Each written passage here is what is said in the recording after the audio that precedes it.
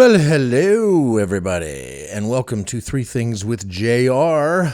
I am your host, JR, and I gotta say, it's been a weird couple of weeks, these past few weeks. I finished up with The Great Gatsby about a month ago now, and now last Sunday, a week ago today, as I sit here recording this, we finished our Crozet Community Chorus concert.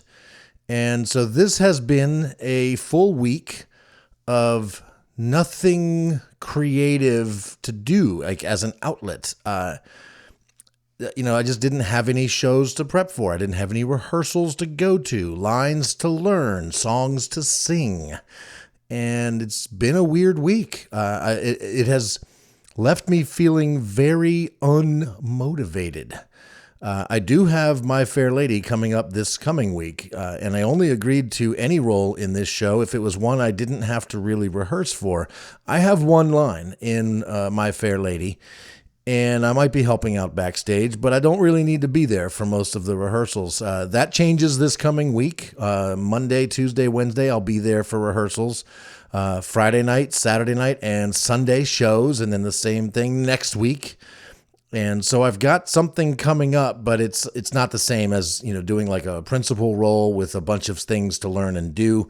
I'm just going to get to show up, yell my one line, help move stuff around backstage, and take a bow, and that's it. So I've been very, very kind of lazy this week. I haven't gone out and done much. Each day after work, I go play disc golf, sure. And I'll talk more about that in thing one. But then when I get home, I have been cooking a little bit more, cooking at home. That's been fun. And eating the food I'm making rather than going out to eat every night. So that's been nice. But then I just sort of sit there and watch TV. And when I should be going to bed, I continue to sit there and watch TV. And then I fall asleep on the couch and then go to bed around 2:00. And of course, I don't mind personally that I do that. Kiki, it really bothers her when I come to bed super late. And I don't know why I'm doing it. You might remember a few episodes back, I was talking about how I was enjoying going to bed early. That really didn't last. I feel like it should, and I'll probably start doing it again sometime, because now that I'm really thinking about this and, thinking about how demotivated I have felt this week, I feel like that's a big part of it. Another part of it, I haven't been super motivated to work on my personal side projects. This podcast, I kind of barely got it done 2 weeks ago. And then the podcast, Small Things Considered, I do with Gary, and talking about politics. That's kind of grating, and it's not exactly something I'm excited about each week, but I do feel it's necessary, and it's a good thing we're doing. So I've had, weirdly, more time to work on these side projects, but no motivation to actually do them. You may or may not have noticed, but I haven't even put out a "What Is It About You" video these last 2 weeks. And I think part of the reason I haven't felt super motivated to work on these projects is because hardly anybody is watching or listening. These things are not taking off. The last "What Is It About You" video that I put out had a embarrassingly low number of views, despite the fact that I thought it was a great video. If you haven't watched it yet, you should. It's about a poet in the park, and his poem, one of his poems he reads during the video, is about birds pooping. So that I thought that would be kind of funny and get people clicking on it. But no, not really anybody has done that. And also, nobody's asked me, hey, what happened to your videos? I noticed you didn't put one out these last 2 weeks. So people aren't even noticing or caring that whether I'm doing these videos or not. But I'm not done. I am going to get back to it. And I have a feeling that this coming week, with all of the rehearsals and performances I'll be doing, somehow this will motivate me to do more. Despite the fact that I will have very little time to do anything else besides My Fair Lady after work this coming week. But that's kind of how it works. I guess I just need more to do to make me want to do more. So I'm looking forward to that. If you haven't gotten tickets to My Fair Lady, it's at Shannon Arts. Go to shannonarts.org and get your tickets. They are indeed selling fast, and there won't be any tickets available at some point. So if you're interested in seeing that show, I highly suggest you hop on over to the website and get some tickets. All right, let's do a thing. Thing number one. So as I mentioned earlier, what I have been doing after work is just going to the disc golf course and playing disc golf almost every day after work. Just playing a quick 9 holes. Scherzer and me head out. Mostly it's just Scherzer and me, not playing with other people most nights. And I haven't been playing great. I'm throwing some shots that's fun. I mean, and it's still true that even a day of not playing disc golf or not playing disc golf well is still better than a day of not playing disc golf. Like, it's still better than most other things you could be doing, except for maybe rehearsing and performing. There's also been, I've played a little bit extra. I've been playing a little bit on breaks at work. There's some couple new coworkers who are into it. And so they're new to the game. So I've been sort of teaching them how to play, and we have a couple disc golf baskets at work. So that's been fun, is actually getting out and getting some exercise on breaks at work rather than just sitting there looking at my computer. One of the highlights of my week, most weeks, is playing disc golf on Friday nights with the other dudes and ladies in the Blue Ridge Disc Golf Club. Every Friday night, it's like a league. We call it a tags match. We all have tags with numbers on them, and whoever does the best each night gets the lowest numbered tag. And so when I go play on these Friday nights, usually what I'm hoping for is to walk away with a better tag than I came in with, and I often do. On these Friday nights, it's fun because there's usually 15 to 20 people. We're all into it. We've all paid like $5 to get into an ace pot. So, if anybody hits an ace on these Friday nights, you get money. And most Friday nights, like, nobody hits an ace. So this ace pot grows and grows and grows, and it's several $100s. So hitting an ace would be cool. But I don't usually go expecting to hit an ace. When I play, it's usually on Meadow Creek Gardens Park, which is a short little 9-hole disc golf course, 2 baskets, 2 tee pads on each hole, so you can play several different configurations. And I play this course all the time. It's my home course. It's the one I play 4 or 5 times a week, if I can. And I should be shooting 5 to 10 strokes under par for an 18-hole round at Meadow Creek Park, but this last Friday night, I finished at 7 over par. It was by far one of the worst showings. I played worse than I have in recent memory. It was awful. I was missing putts, grip locking the disc and throwing it right into the first available tree, totally not hitting my lines. And, coming in par 3 on every hole, and I'm coming in with 4s and 5s on most holes. The only exception to this was when I hit my ace.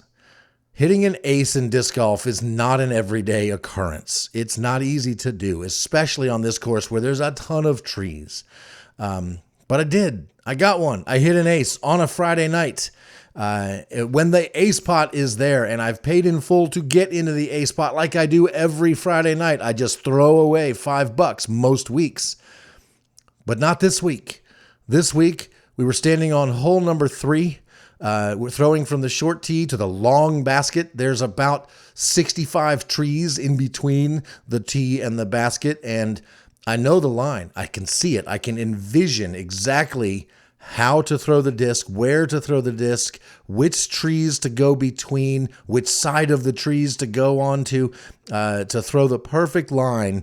And what happens most of the time is I get about a quarter or 3/4 sometimes of a way to the basket before my disc hits a tree. And that's just kind of normal.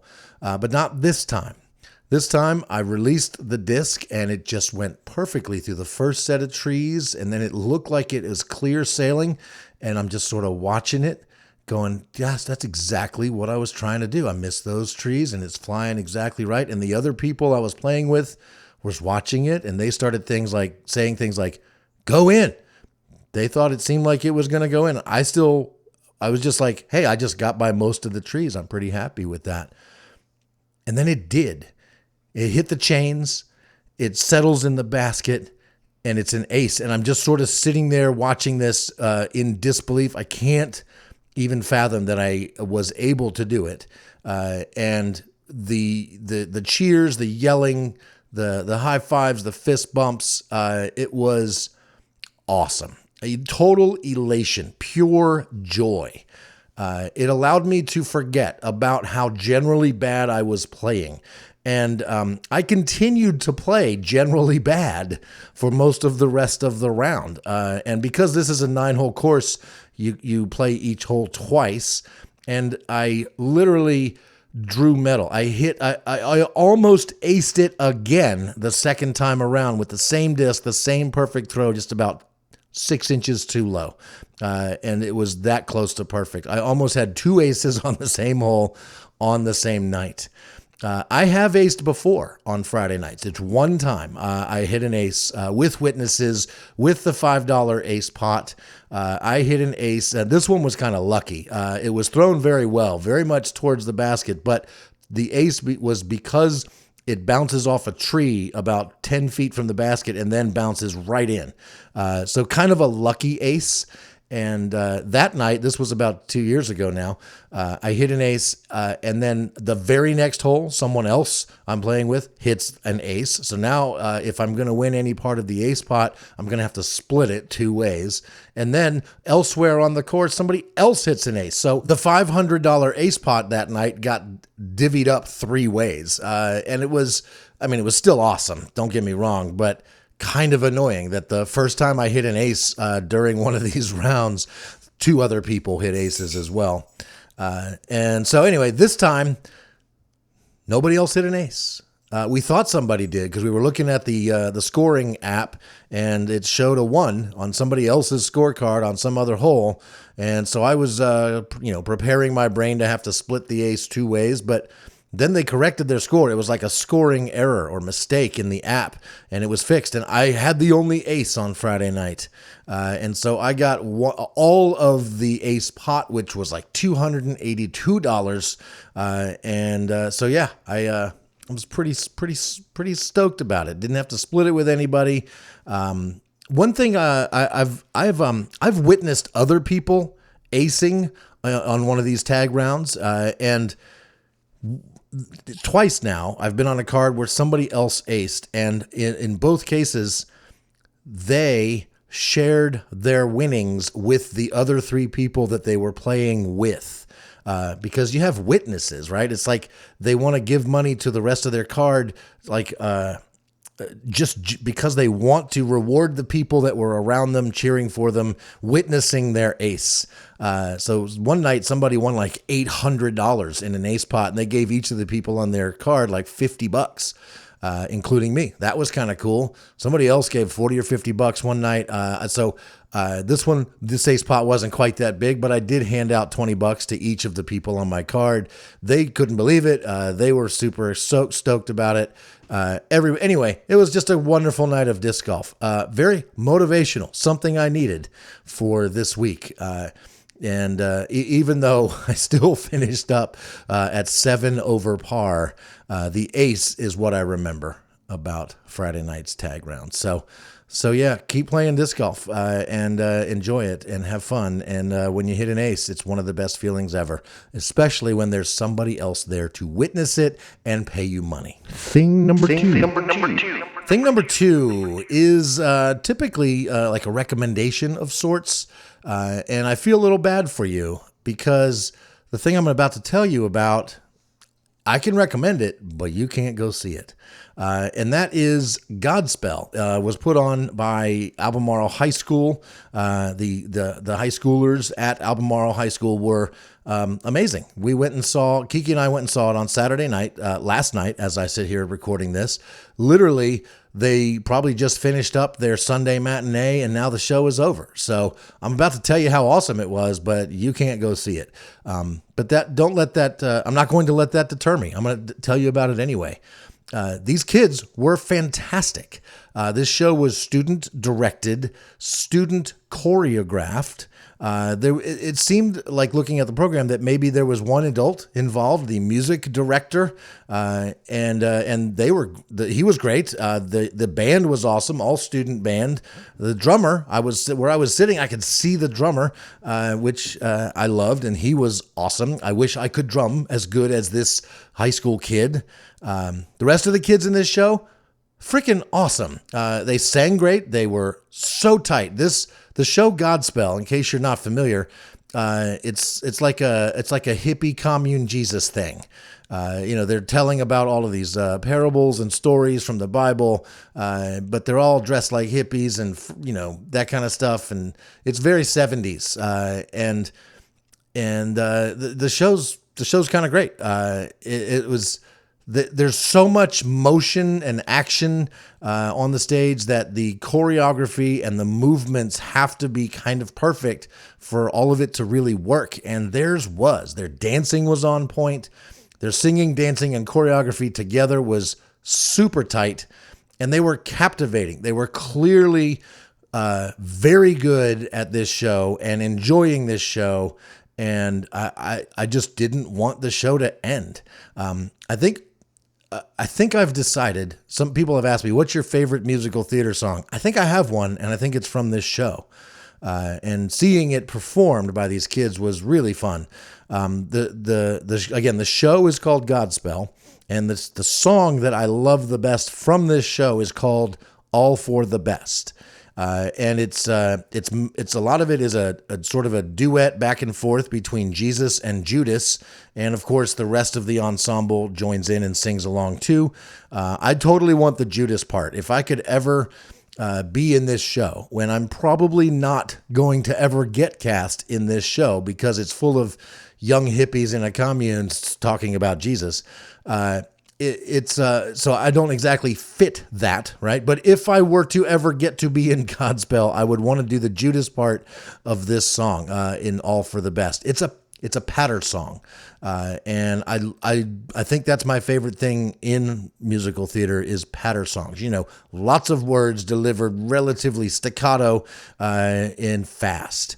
And if you've seen Only Murders in the Building, there's a whole story about a patter song that Steve Martin has to sing. I love it. And it's kind of like Hamilton is basically an entire musical that is 25 different patter songs. It's fantastic. It's probably one of the reasons I love Hamilton so much.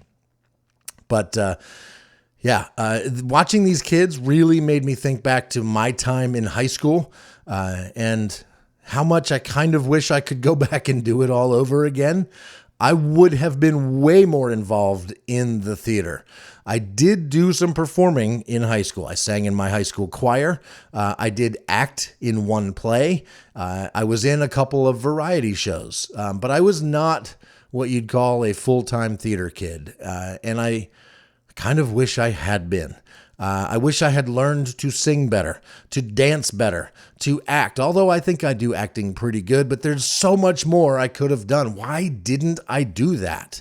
I was too busy goofing off, not caring, and not thinking that it was that important. And well, I think that was a big mistake on my part. I wish I would have been involved with that level of creativity, performance, togetherness with other cool people. I had a fine time in high school, and I've had a fine life since. I think it all would have been even better if I had been, passionate about theater for longer.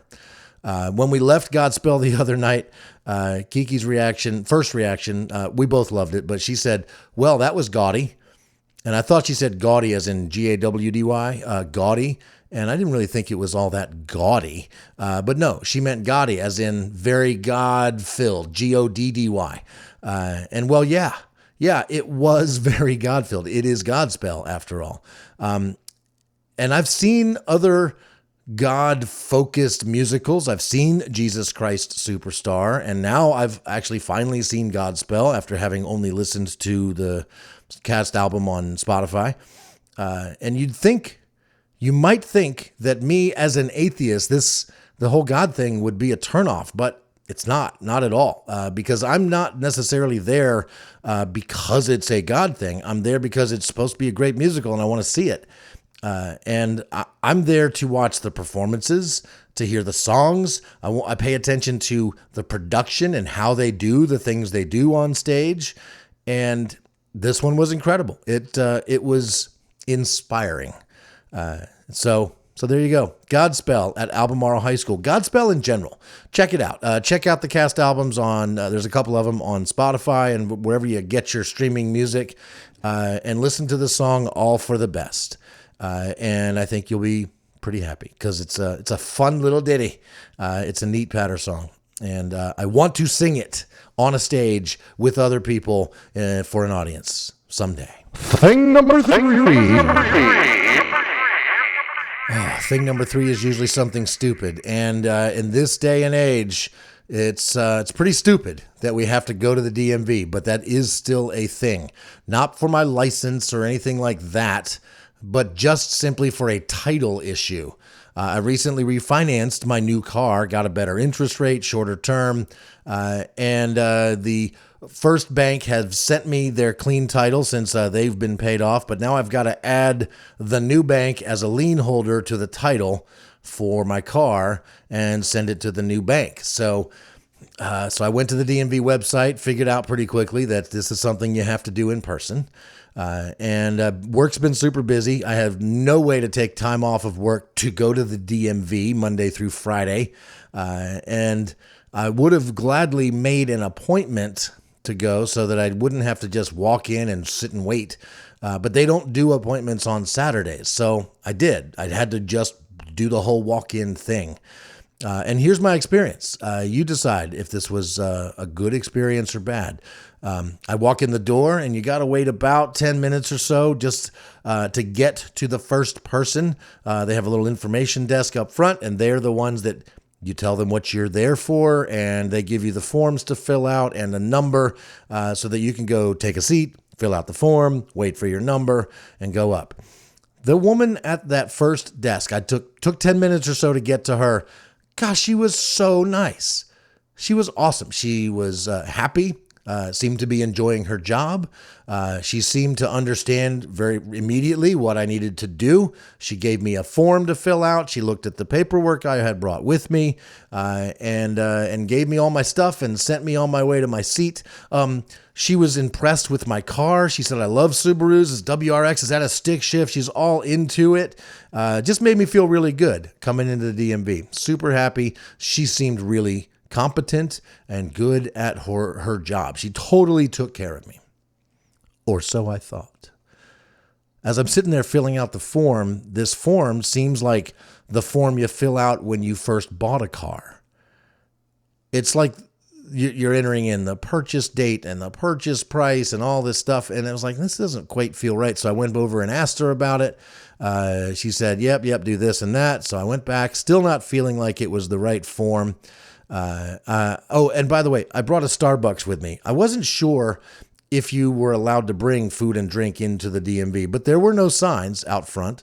The only sign out front telling you about the things you can't bring with you into the DMV mentioned that guns and explosives were prohibited, but nothing about food or drink. So I brought my Starbucks with me. I sat down in my chair. I set it on the floor as close to my chair as possible so nobody would walk by it and kick it over. And this awesome lady from the information desk, after I went up and asked her some questions, she, who, by the way, she's in a wheelchair, she wheeled herself on over to my chair to give me some clarification about what to do on this form. And I was very happy about that. That made it easier. And then she wheeled back, and I looked down to grab my Starbucks and realized that she had knocked it over with her wheelchair. So now I've got a big mess of chai tea latte behind my chair.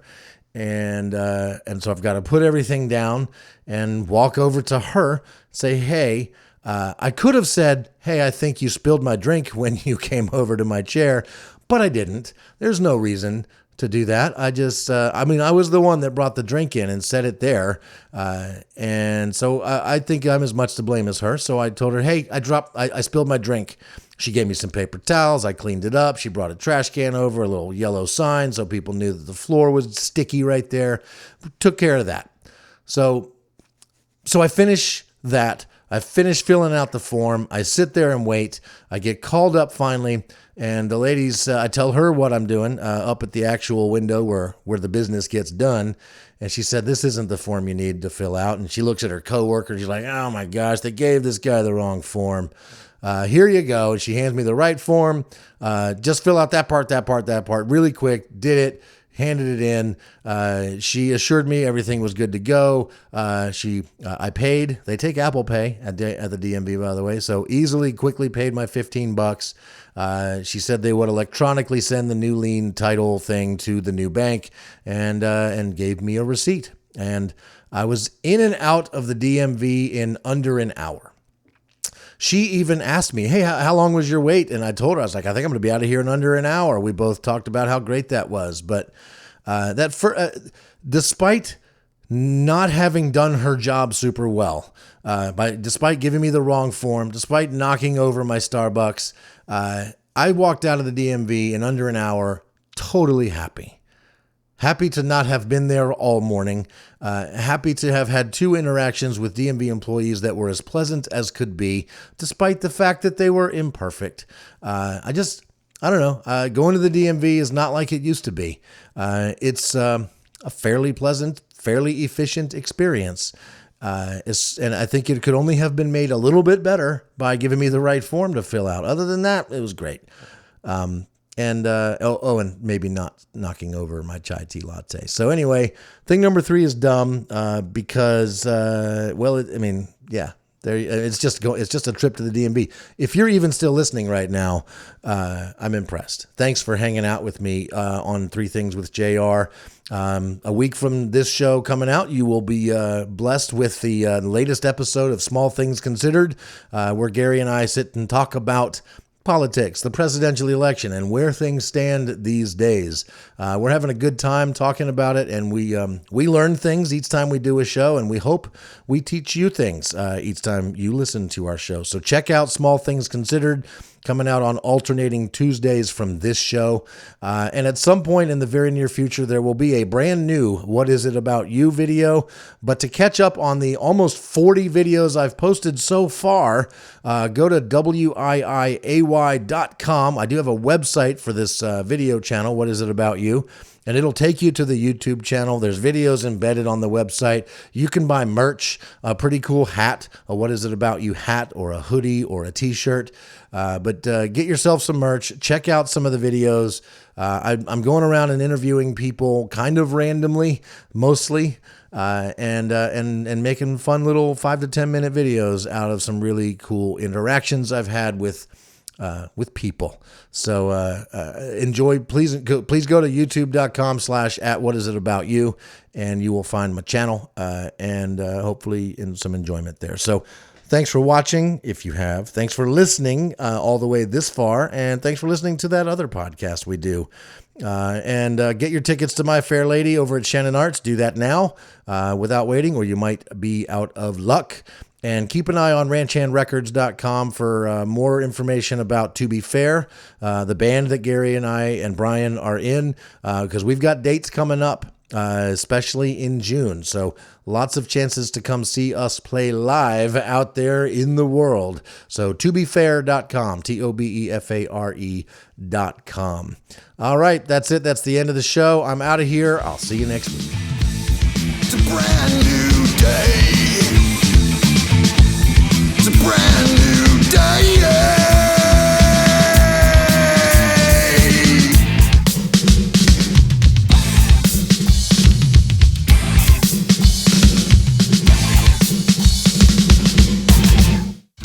Some men are born to live at ease, doing what they please, richer than the bees are in honey.